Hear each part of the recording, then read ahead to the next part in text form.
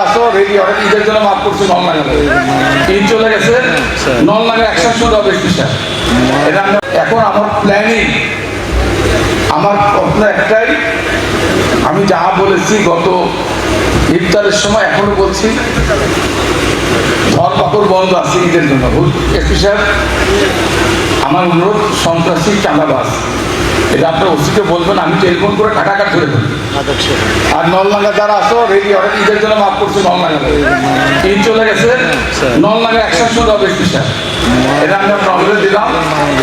বা বিভিন্ন জায়গায় যে জায়গাগুলো আঁকা হচ্ছে সবগুলো গ্রেপ্তার করতে হবে সব চাঁদাবাজ ভাই আমার এখন আমি কাজের কথা বলবো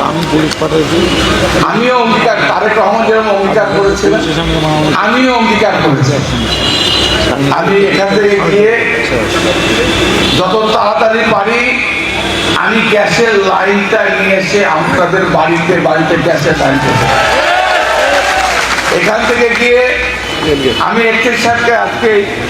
আমি বলতে চাই একটের সাহেবকে আমি এখনই বলবো